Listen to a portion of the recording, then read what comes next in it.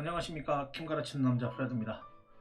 자, 우리 3월 20일 AP 센터에서 업데이트 나왔죠. 이 코로나 때문에 시험에 좀 많은 변화가 생겼습니다. 많은 변화가 생겨서 그 부분들 어떻게 변화가 생겼는지, 그리고 우리는 어떤 부분들을 넣어야 되고 어떤 부분을 빼야 될지, 좀 더 효율적으로 공부하기 위해서 어떻게 해야 되는지 이 부분들 잠깐 확인을 하고 지나가도록 하겠습니다. 뭐 길게 걸릴 동영상은 아니고요. 몇몇 핵심적인 부분들만 간략하게 이야기를 하고 지나가도록 하겠습니다. 자, 우선은 시험 날짜는 아직 바뀔지 어떨지. 시험은 두 번 날짜를 준다고 되어 있어요. 자, 우선 하나씩 보도록 하죠. 자, 우선 가장 결정적인 게 시험을 이제는 우리 원래 몇 시간 봤죠? 1시간 반, 1시간 반에서 총 180분, 그쵸? 3시간 시험을 보던 것을 중간에 브레이크 한 번 있었고, 3시간 보던 것을 고작 45분에 시험을 끝내겠다라고 얘기를 합니다. 그쵸? 그리고 이렇게 그냥 시험 감독관이 실제로 얼굴을 보고 신분증을 보고 확인하는 그 과정들 다 없어지고요. 그쵸? 그리고 이렇게 45분짜리 온라인 프리 리스폰스로만 시험을 본다. 그러니까 멀티플 초이스 안 본다는 거죠. 그쵸? 멀티플 초이스를 보지 않습니다. 그래서 요 45분짜리로 시험을 때운다. 이건데, 자, 생각을 해보세요. 우리가 오전부터 1점까지를 봤는데, 정말 우리는 이 수많은 우리 AP캠 같은 경우 한 18만 명 정도 시험을 보는데, 그 18만 명들을 점수를 공부를 잘한 사람들, 많이 한 사람들은 좋은 점수를 받을 수 있게, 그리고 공부를 좀 못한 사람들은, 덜한 사람들은 좋지 않은 점수를 받을 수 있게. 그러니까 시험이라는 게 약간 변별력이 있어야 되는 거죠. 그런데 그 변별력을 AP 공부라는 게 보통 한 2년 정도 공부를 해서, 보통 이제 레귤러 캠이나 아너 캠 정도를 1년 하고 그 다음에 AP 캠 정도를 해서 2년을 풀리 공부를 해서 배우는 시험인데, 그것을 5, 4, 3, 2, 1 그레이딩 하는데 고작 45분밖에 안 걸린다는 건 실은 굉장히 좋은 점이기도 하고 나쁜 점이기도 해요. 그런데 분명히 학생들은 이게 좋다라는 느낌이 별로 안 들 거예요. 그냥 원래 하던 대로 했으면 참 좋았을 텐데 라는 생각을 보통 할 겁니다. 그래야 마음이 좀 편하죠. 그런데 거꾸로 얘기하면 45분 동안 잠깐 내가 막 해야 될 생각들을 잘 못하거나 문제가 나왔는데 어버버버 하면서 5분, 10분을 말아먹으면 시험 날리는 거예요, 이거. 그러니까는 시험이 더 간단해졌다라고 볼 수 있는 게 아니라 시험이 더 큰일 났다, 더 어려워졌다, 곤란하다라고 볼 수 있는 부분이에요. 이 시험의 형태로만 보면 절대 좋은 일은 절대 아닙니다. 그래서 그리고 요 다음 주를 우선은 그렇게만 우선 요 기본적인 이 45분 시험의 의미에 대해서는 그렇게 살짝 정리를 하고 지나가고요. 그 다음에 자, 두 날을 준다. 우리가 보통 일반적인 시험도 이제 레이도 있었고 그냥 레귤러도 있었는데, 뭐 똑같아요. 그래서 두 번 중에 한 번 정도 시험을 보게 해주마 라고 얘기를 하고 있습니다. 그쵸? 그 다음에 자, 그 다음 페이지로 가보면요. 자, 그 다음에 이 테스트에 대한 정확한 디테일, 그러니까 45분을 어떻게 쓰게 할지, 어떤 형태가 나올지에 대한 아마도 분명히 샘플 퀘스천을 줄 겁니다. 샘플 퀘스천이 나오고 하는 이제 그런 폼들이 정리가 되는데 걸리는 시간이 좀 있겠죠. 그래서 자, 이것은 언제 나온다? 4월 3일 정도에 아마 나올 거다. 미국 시간 기준이겠죠. 그렇죠? 4월 3일 정도에 이제 이렇게 우리가 시험을 45분 동안 볼 겁니다 라고 얘기를 한다는 거예요. 그렇죠? 그래, 뭐 그런 얘기죠. 자, 근데 나는 역시 걱정되는 건 45분 동안에 어떻게 이 많은 아이들이 공부를 열심히 했는지, 조금 열심히 했는지, 그냥 대충 했는지를 다 구별할 수 있게 문제를 낼 것인가. 근데 보통 우리가 이렇게 생각을 해보면 단답형 문제 같은 것들을 가능하면 안 내려고 할 겁니다. 왜냐하면 치팅의 문제가 있죠. 우리가 만약에 답이 단순히 1번 답은 4고 2번 답은 뭐 3.7이고 막 이렇게 그냥 밸류만 적어 놓는 방식으로 한다라고 하면 그냥 후다닥 그냥 이렇게 찍어가지고 막 이렇게 딴 사람한테 보여주고 막 이럴 수 있을 거 아니에요, 그렇죠? 그래서 분명히 제 생각에는 단답형 문제는 잘 없을 거고, 거의 없을 거고, 물론 여기 프리 리스폰스라고 하긴 했지만 다 모든 답은 그 답을 justify 하는, 왜 답이 이건지를 설명하는 과정을 분명히 다 적게 할 겁니다. 그래서 실은 45분이 시험 과정이 시험 시간인데, 시험 시간에 그렇게 막 주절주절 적는 것까지를 포함해서 45분이라고 하면 정말 바쁠 거예요. 정말 바쁘고, 두 번째, 그 다음에 우리가 문제 수가 적당히 적고 시간이 충분히 있으면 우리는 다른 생각을 합니다.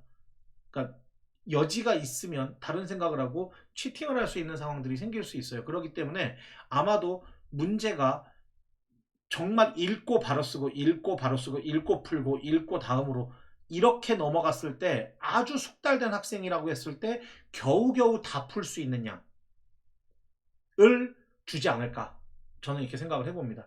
왜냐면 시간의 여유가 있으면 분명히 딴짓을 합니다. 분명히 딴짓을 하고 친구한테 뭐 전화를 할 수도 있고 뭐 메신저를 할 수도 있고, 야 이거 어떻게 풀어야 돼? 하고서 어버버버 하는데도 분명히 시간의 여유가 있으면 분명히 그럴 수 있거든요. 그래서 분명히 굉장히 바쁘게, 뭐 이거는 대학에서도 흔히 쓰는 방법이에요. 문제를 60분짜리 시험을 주는데 문제를 100문제를 줘요. 근데 오직 yes or no로만 결정을 해야 되는 거지. 물론 그러면 문제를 읽기도 바빠요. 그래서 이걸 두 번 생각할 겨를이 없어. 그러니까 공부를 정말 많이 열심히 한 애만 바로 읽고 이게 맞는 말인지 틀린 말인지를 바로바로 골라서 틱틱 고르고 지나가도, 정말 공부를 열심히 하는 아이도 100번까지 못 가요. 절대. 그렇게 문제를 내요. 그래서 정말 열심히 한 아이만 끝까지 거의 다 가서 거의 다 문제를 풀었고, 그래서 답을 많이 맞았고, 그래서 A가 나오고, 뭐 이제 이런 식의 시스템을 쓰는 교수님들도 많이 있어요. 근데 아마도 분명히 겨우겨우 허덕허덕 하면서 겨우겨우 다 푼 시간 정도를 겨우 주지 않을까, 그렇게 생각을 해봅니다. 그 다음에 자, 쭉 읽어보다 보면은 뭐 크게 우리가 신경 쓸 게 뭐가 있을까요? 쭉 읽어보다 보면은 뭐 별로 그렇게 이 부분은 없어요. 그냥 45분짜리 시험 본다, 프리 리스폰스로만 본다 라고 얘기를 하고 있고요. 그 다음에 자, 그 다음 여기 쭉 읽어보다 보면 조금 약간 의미 있는 얘기가 좀 나와요. 자, 스튜던트는 자 디바이스를, 자 여기 보세요. 이 시험을 볼 때 자 컴퓨터로 혹은 태블릿으로 혹은 스마트폰으로, 그리고 taking a photo, handwritten 이라는 말이 있어요. 손으로 쓴 것들을 찍어서 보내는 형태로 답지를 낼 수 있다. 실은 이게 맞죠. 왜냐면 케미스트리는 분명히 수식을 쓰거나 막 이렇게 과정을 보여줄 때 지수, 첨자, 아래 첨자, 위 첨자 막 이런 것들, 로그 막 이런 것들을 다 집어넣어야 되는데 그걸 타이핑으로 할 수가 없어요. 타이핑으로 할 수가 없는 과정이라, 만약에 그렇게 문제를, 만약 그 부분들을 이 시험에서 표현하기 곤란하면 그것 자체를 아예 다 빼고 그냥 정말 그냥 글로만 익스플레이닝 하는 문제를 내야 되는데, 실은 케미스트리는 그렇게 하기는 불가능해요. 만약에 케미스트리를 계산기도 안 쓰고 수식이 전혀 들어가지 않는 그냥 서술하는 방식으로만 문제를 낸다고 하면 이거는 가르쳐왔던 기본적인 방침에도 좀 많이 벗어나는 거여서, 예, 요런 식으로는 아마 진행되지 않을 거고, 그러니까 종이에다 예쁘게 쓴 것들을 찍어서 보내는 형태가 아마 분명히 의미가 있는 옵션이 될 거다라고 얘기를 할 수 있어요. 그래서 저도 약간 이게 만약에 온라인으로 가면 어떻게 해야 되는 거지? 애들이 이걸 써서 어떻게 보내지? 라는 생각을 했었는데 이런 옵션들을 지금 주고 있습니다. 주고 있으니까 그런가 보다라고 생각을 하면 역시 되겠죠. 그럼 뭐 그 다음에 것들이 이제 뭐 이제 그러면 그 디바이스 없는 애들, 뭐 시골 사는 애들 어떡하냐 막 이제 이런 얘기들을 이야기하고 있는데, 우리가 다 제공해주겠다 뭐 이런 얘기들을 친절하게도 하고 있어요. 미국 애들은 참 이 여러 가지 경우들을 다 생각해주죠. 그쵸? 그 다음에 이제 제일 우리가 궁금하게 생각하는 수많은 치팅이 난무할 것으로 생각되는 이 시험에 대해서 어떻게 이 시험에 이 애들이 베끼거나 뭐 이렇게 답을 공유하거나 하는 것들을 어떻게 막을 수 있을 것인가에 대한, 본인들은 막 이렇게 되게 막 이렇게 뭐 디지털 세큐리티 툴스 뭐 쓸 거고 막 무슨 이렇게 뭐 표절 찾아내는 막 소프트웨어 쓸 거고 막 뭐 이런 것들 얘기하지만, 어떻게 요즘 애들은 항상 이 머리 위에 있는데, 그래서 요거 쉽지 않을 것 같고요. 예, 미국 애들 뭐 미국은 뭐 실은 대리 시험도 많이 치는 나라기도 하고 뭐 그렇게 해서 많이 적발되는 것도 많이 있고, 그래서 이 100% 완벽한 공정한 시험이라는 건 실은 원래 없기는 해요. 원래 없기는 한데, 이 시험을 과연 아이들이 집에서 시험을 치는데 이 집에서 치는 시험이 공정하게 본인의 실력으로만 보게 한다라고 담보할 수 있을 만한 어떤 시스템을 만들어낼 건지, 이 컬리지보드 사람들이 과연 어떻게 이것을 해낼 건지, 이건 단순히 뭐 옛날에 뭐 컴퓨터 사이언스 같은 걸 시험 볼 때 뭐 이런 우리가 이미 했었다라고 얘기하는 거지만, 실은 사이언스는 다르죠. 매스나 사이언스는 우선은 답을 적어내는 형태가, 예, AP 컴퓨터 사이언스하고는 많이 다르죠. 많이 다르기 때문에 분명히 이 부분에 대한 보완들이 어떤 식으로든 이루어지지 않을까. 뭐 저도 궁금해요. 지금 이게 4월 3일에 과연 어떤 식의 발표가 나올지는, 예, 저도 굉장히 궁금한 상황이긴 합니다. 자, 보시죠. 이제 이 부분이 제일 중요한 부분이에요. 이런 앞에 것들은 시험이 이렇게 바뀌고 시험 시간이 짧아졌고 뭐 시험을 두 날 중에 하루를 골라서 볼 수 있고 뭐 이런 것들, 뭐 손으로 쓴 것들을 찍어서 낼 수 있는 것도 옵션이 될 수 있고 뭐 이런 것들은 있어요, 다. 뭐 충분히 예상할 수 있는 부분인데 우리가 지금 케미스트리를 하면서 중요한 거는 그게 아니죠. 요 부분입니다. 케미스트리는 자 유닛 1부터 7까지는 시험 범위에 들어가고 자 여기가 이제 곤란한 부분이죠. 예, 곤란한 부분 아니죠. 실은 이건 요 부분은 시험에 안 들어간다. 요 부분 요 유닛 8, 9 부분에 해당되는 부분은 시험에 들어가지 않는다. 그럼 유닛 8, 9가 뭔데? 이제 요거만 보면 되는 거죠. 우리가 보통 AP가 AP여서 힘든 이유, 우리가 서브젝트 테스트 레벨의 공부를 할 때보다 AP 공부를 하면서 힘들었던 이유는 실은 다 이것 때문이에요. 이 유닛 8, 9 부분 때문인 건데 유닛 8, 9 부분이 시험에 안 나와요. 그러니까 이 시험은 그러면 기본적으로는 SAT 캠 수준에서 조금 더 어려워진 정말 AP여서 AP의 그 AP스러운 문제들의 문제가 한 100개 있다 치면 그 AP스러운 문제들에서 한 70개를 빼겠다는 얘기예요. 그럼 한 30개 정도만 더 넣겠다. 라는 이야기예요. 자, 우리가 봐야 될 건 그럼 유닛 1부터 7은 뭔지, 8, 9는 뭔지 요걸 확인하는 거죠. 그렇죠? 자, 확인을 해보죠. 자, 유닛 하나씩 봅니다. Atomic Structure and Property 뭐 이거야 뭐 케미스트리의 가장 기본 중에 기본이고요. 이런 것들 다 들어가야 되죠, 그렇죠? 몰라 메스를 가지고 스토이키오메트리 하고 막 그 다음에 막 이렇게 믹스처 막 컴포지션 구하고 퍼센트 컴포지션요, 그렇죠? 뭐 이런 거 구하고 그다음에 여기 요 바뀐 AP에서 많이 나오는 포토 일렉트론 스펙트로스코피 뭐 이렇게 가다 보면 막 이런 거 있죠, 막 이렇게 돼가지고 길이가 상대적인 뭐 이렇게 에너지의 크기고 막 하는 거 있잖아요, 그렇죠? 요 분석하는 거. 그리고 피리어딕 테이블 트렌드, 이 트렌드 당연히 물어봐야죠, 그렇죠? 이런 것들은 실은 요런 것들은 AP스러운 문제다라고 AP여서 AP만의 특징적인 부분이다라고 얘기하기 힘들어요. 그냥 그런가 보다. 여기도 마찬가지로 몰리큘러의 아이오닉 컴파운드 스트럭처 프로퍼티 막 이런 것들 이야기하는 거 루이 스트럭처 그리고 레조넌스 나오고 막 이런 거 VBSEPR 포멀 차지 포멀 차지는 안 나오죠. 저거 써 있긴 하지만 실제로 포멀 차지 문제가 시험에 나왔던 적은 없습니다. 적어도 제가 가르친 15년 정도의 기간 동안에 포멀 차지라는 단어 자체가 나온 적이 없어요. 하지만 가르치기는 가르칩니다. 예, 어찌됐건 본드의 캐릭터 막 이런 것들 얘기하고 뭐 이런 것들 다 뻔한 얘기예요. 별거 없습니다. 자, 3번 볼까요?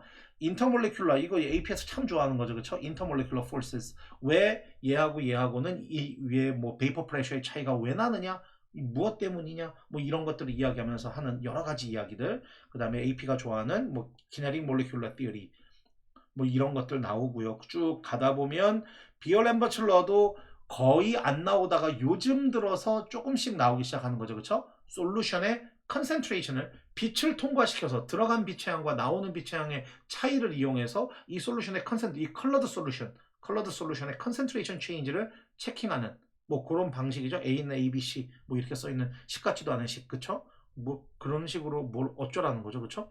어찌됐건 그런 것들 물어보고 솔루빌리티 나오고요. 뭐 별거 없어요. 쭉 보다 보면 뭐 아이디어 게스트로 나오고 뭐 예 그렇겠네요. 별거 없네요. 뭐 자 근데 여기 잘 보세요.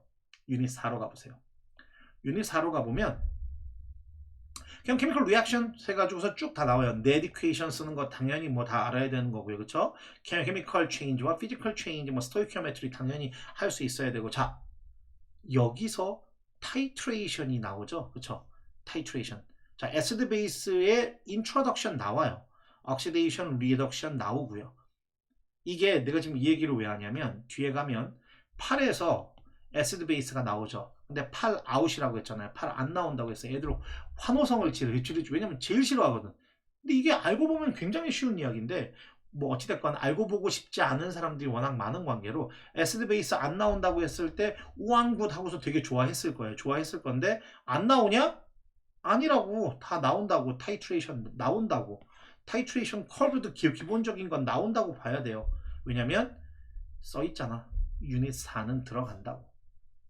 그러니까 타이트레이션의 깊은 포인트, 만약에 예를 들면 타이트레이션이 시작되면서 자 여기 해프 이퀴밸런스 포인트 근처까지 지금 베이스가 투입이 됐다. 만약에 위캐스들을 스트롱 베이스로 타이트레이트 하려고 할 때 한 요 해프 이퀴밸런스 포인트 바로 직전까지 막 한 들어간 거야. 자 요때 이 솔루션 안에 들어있는 각각의 아이들의 컴포지션 어떻게 되냐, 뭐 요런 것들 안 나올 수 있고요. 요 포인트에서의 pH를 물어보는 거. 내가 너무너무 좋아하는 식인 핸더슨 하셀바흐 이퀘이션, 이런 거 쓰는 거 안 나오겠지. 하지만 타이트레이션의 기본 메커니즘, 그리고 이것의 의미, 그 다음에 이 unknown S의 normality를 알아내는 거, 그리고 타이트레이션 커브에서요 요 이퀴밸런스 포인트의 위치, 이 pH 밸류가 알려주는 얘가 weak인지 strong인지를 이야기해 주는 것. 뭐 이런 타이트레이션의 가장 기초적이고 기본적인 것들은 당연히 알고 있어야 된다. 그러니까 우리가 딱 서브젝트 레벨에서의 SAT Chem, SAT Chemistry 수준에서의 애시드 베이스 내용들은 당연히 다 알고 있어야 된다고 이야기를 하는 거예요. 그러니까 우리가 수박과 겉핥기 하듯이 잠깐 보고 와 애시드 베이스 안 나온댄다 신난다 너무 좋다 아니라는 거야. 기본적인 건 알고 있어야 된다 라고 얘기를 하는 거예요. 그 다음이 키네틱인데요. 키네틱이야 이제 AP 공부한 사람들은 자 누구나 가지고 있는 소원이 있죠. 아 그래 1, 2, 3번 우리가 보통 옛날 2018년 19년까지 얘기를 했으면 1, 2, 3번 긴 문제 중에 하나로 키네틱이 나오면 너무너무 행복하겠다. 왜냐면 쉽거든. 그래서 요 키네틱, 레일러 만들어내고 막 하는 것들 이런 것들은 당연히 다 알고 있어야 되는 거죠. 그렇죠? 그 다음에 이게 슬로우 스텝, 패스트 스텝. 그러니까 요 부분은 키네틱은 AP여서 어려워지는 부분들이 빠진 게 하나도 없어요. 다 들어갑니다. 그러니까 AP여서 힘들어지는 부분이다라고 할 수 있는 부분 요 키네틱은 당연히 집중해서 공부를 해야 되겠죠. 그렇죠? 내일 게 저거밖에 없어. 그래서 저거는 무조건 공부를 열심히 해야 된다. 그래서 나오는 키네틱 문제들은 다 씹어 먹어야 된다는 거죠. 그렇죠? 각 시험지들마다 각 FIQ 시험지마다 키네틱 문제들이 분명히 하나씩은 분명히 들어있을 텐데 그 문제들 꼭 확실하게 알고 지나가야 된다. 라고 이야기를 할 수 있고요. 6번. 자, 6번은 thermodynamics예요. 근데 자, 얘도 봐봐. 9번으로 가보면 applications of thermodynamics죠. 그렇죠? 아니 뭐가 달라? 자, 여기서는 뭐만 이야기하냐면 여기서도 딱 그거예요. 딱 SAT 레벨에서의 thermochemistry, 엔도서믹, 엑소더믹의 의미, 그리고 델타 H를 구하는 세 가지 방법, 그 다음에 어떤 물질이 히트를 얻었을 때 얼마만큼의 히트를 얻었는지, 히트 캐패시티를 이용해서 얼마만큼의 에너지를 얻었는지, MC, 델타 T 하는 거 있죠? 그쵸? 뻔한 거, 그치? 그런 것들, 그리고 페이스 체인지 하는 거, 막 이제 에너지 다이어그램, 막 이렇게 우리가 이 히팅 커브, 쿨링 커브 막 이런 거 그려놓고, 그쵸? 페이스 다이어그램 그려놓고 막 하는 것들.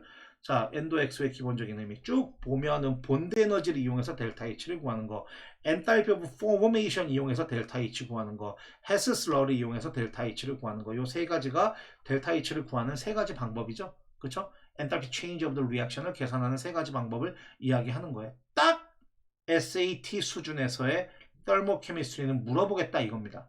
그런데 자 이제 우리가 6번을 봤으면 9번으로 가봐야지. 그럼 뭘 안 물어본다는 거야?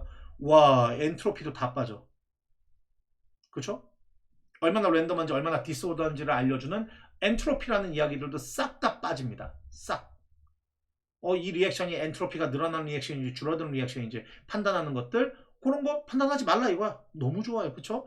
거기다가 너희들이 너무너무 싫어하는 요 깁스 프리 에너지도 안 나온대. 엄마야. 그쵸? 우리 알고 있는 거 있잖아.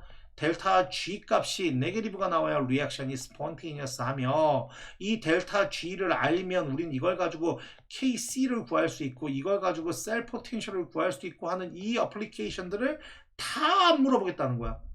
이거 델타 G 왜 델타 G 빵 equals 마이너스 RTLN K부터 시작해서 이걸 가지고 델타 G 빵 equals 마이너스 NF 이 빵셋 이런 거 물어보는 이런 오만 것들 다 안 내겠다 이거지. 너무 좋지 않니? 그쵸? 환호를 지를 수 있는 부분이에요. 그쵸? 안 그래도 그 부분 너무 싫었는데 라고 하면서 막 무릎을 탁 치고 막 친구들끼리 하이파이브하고 막 너무 행복해 할 수 있는 시간일 수 있다. 우선은. 그쵸? 자, 그래서 프리 에너지하고 KC하고의 관계. 그쵸? 뭐 이런 것들 물어보고. 자, 이거 봐봐. 얼마나 반갑니? 갈바닉 셀, 일렉트로라이틱 셀. 셀 다 안 나와. 너희가 맨날 나오면 어디가 에노든지 캐서든지도 구별 못해가지고 어버버버 하던 그 문제들 다 안 나온다는 거야. 얼마나 좋니? 스탠다드하지 않은 넌 스탠다드한 컨디션 이거 물어보면 10명 중 7명 틀리는데 그쵸? 스탠다드 셀은 우리가 양쪽에 이 비커 안에 이 솔루션의 컨센트레이션 이 메탈 캐라이언의 컨센트레이션을 1.0으로 맞춰 놓는 거죠. 그쵸? 근데 1.0이 아닌 거지. 얘는 0.5고 얘는 5.0이고 막 이렇게 넌 스탠다드 셀에서의 셀 포텐셜을 구할 때 우리가 맨날 중요하다고 했던 너런스트 이퀘이션 그쵸? 안 한다 이거야. 얼마나 좋노? 그쵸? 그 다음에 차지를 얼마만큼 공급해 주면 찰지를 얼마만큼 공급해주면 이 일렉트로 플레이트가 얼마나 될 것인지 막 니켈의 그램수 물어보고 하는 거 있죠, 그렇죠? 찰지 뭐 1암페어에 10암페어의 커런트를 뭐 한 10분 동안 공급해줬습니다. 자, 그래서 니켈 2 플러스를 니켈로 만드는데, 자, 니켈이 몇 그램 붙을까요? 물어보는 거. 이거 맨날 내가 열심히 풀어줬던 것도 있죠. 다 안 나온다 이거야. 너무 좋지 않니? 이거 뭐 셀 포텐셜 이거 변환하는 거 다 안 나와. AP여서 힘들다라고 할 수 있는 부분들이 상당히 많이 안 나옵니다. 그러면 너희는 어떤 문제를 만나게 될 것 같니? 이게 서브젝트 시험이 아니잖아. 서브젝트 시험이면 그래 뭐 그냥 이렇게 평평평 해서 낼 거 내고 문제를 내면 돼. 이거는 근데 서브젝트하고 분명히 차별화를 둬야 돼. 차별화를 두려면 낼 건 뻔합니다. 키네틱 아까 얘기했던 키네틱 내야 되고요. 그렇죠. 그 다음에 지금 말 안 했던 이퀄리브리엄이 결국은 원래도 요 근래의 트렌드는 요 이퀄리브리엄 굉장히 중요한 부분이었어요. 그렇죠? 이퀄리브리엄 굉장히 중요했지만 이제는 더 중요해졌다. 매우 중요해졌다. 봐봐 여기 보면은 여기서 이 웨이팅도 보면은 얘 봐라 요 7에서 9%라고 되어 있는데 봐 뒤에 가면 얘가 11에서 15% 얘도 7에서 9% 얘들 되게 컸는데 얘들 이 큰 부분이 다 빠졌어요. 그러면은 이 에시드 베이스에서 해야 될 이야기들의 상당 얘기가 다 이퀄리브리엄으로 건너오면 된다고 생각하면 돼. 그러니까 이퀄리브리엄이 굉장히 너희들을 힘들게 하는 이제 문제가 될 거다. 그리고 이퀄리브리엄 하면 공부 좀 했으면 알겠지만 요거 어느 게 제일 힘들죠? KSP 나오는 거. 그쵸? 여기 쭉 보다 보면 솔로빌리티, 커먼 아이언 이펙트 이거 계산 문제 당연히 나옵니다. 프리 에너지 오브 데솔루션 이런 부분들은 앞에 거랑 좀 겹쳐지는 부분이라 저 뒤에 8, 9에서 나올 부분들이라 요런 부분 안 나올 것 같고 요것도 역시 해당 사항 없을 것 같은데 커먼 아이언 이펙트에 대한 계산 문제 무조건 나오고요. 그 다음에 리액션 쿼션트 Q 있죠. 그쵸? 당연히 Q하고 K하고의 관계 요것들 물어보는 거 그쵸? 리액션 쿼션트 요게 결국은 핵심이 될 거다. 이 리액션 쿼션트랑 KSP Q 물어보는 거 Q하고 K하고를 비교해서 리액션에 진행하는 방향, 진행 정도 그래서 얘를 지금 한 5분 정도 두면 얘는 어떤 일이 일어나게 될지를 물어보는 부분들이 전보다 훨씬 더 중요해졌다. 이퀄리브리엄 컨스탄트 뭐 이퀄리브리엄에 도달했을 때 리액턴트하고 프로덕트의 밸류를 집어넣어서 막 이제 이퀄리브리엄 컨스탄트 구하고 그 다음에 현재 주어진 컨센트레이션 다 집어넣어서 Q값 구하고 하는 이 Q하고 K하고의 관계를 이해하는 부분들이 훨씬 중요한 의미로 너희한테 다가오게 됐다. 왜냐면 에시드 베이스도 빠지고 셀도 빠지고 델타G도 빠지고 다 빠지니까. 그 다음에 자 이제 뭐가 빠지고 뭐가 들어오는지에 대해서는 대략 얘기를 해줬죠. 그쵸? 그러면 결국은 너희는 어디에 집중을 해야 시험을 잘 볼 것이냐? 기본기입니다. 키네틱하고 지금 우리가 AP여서 힘들어지는 부분들에 관한 이야기들은 이퀄리브리엄하고 키네틱 두 가지예요. 그런데 실제로 이제 너희가 문제를 풀게 되면 사람마다 차별화된 부분들이라는 게 생겨야 되는데 이 아이가 이것을 잘 알고 있는지 못하고 못 알고 있는지를 쉬운 말로 쭉 풀어내는 것들을 이야기할 때는 분명히 인터몰리큘러 포스에 관한 얘기가 정말 많이 나올 거예요. 그래서 나는 요 인터몰리큘러 포스에 대한 부분하고 키네틱에 관련된 부분 그 다음에 요 이퀄리브리엄 컨스탄트 Q하고 KSP 요 관련된 요 부분들에 대한 이야기들을 너희가 좀 더 집중적으로 파야 될 것이다. 물론 이제 시험의 형태는 이제 4월 3일이 지나고 나면 좀 더 이제 샘플도 나올 거고 여러 가지가 있겠지만 너희가 그동안에도 공부를 안 하고 있지는 않을 거 아니야. 그치? 공부를 할 때 어디에 포커스를 해야 될 것인가를 이야기할 때 이퀄리브리엄 부분하고 키네틱 부분 그 다음에 인터몰리큘러 포스 이 부분들에 좀 더 집중해서 공부를 하는 것이 분명히 너희한테는 매우 도움이 될 거다라고 얘기할 수 있어요. 이해했죠? 그래서 이제 기본적인 부분들은 다 얘기를 해줬는데 자 이제 너희들이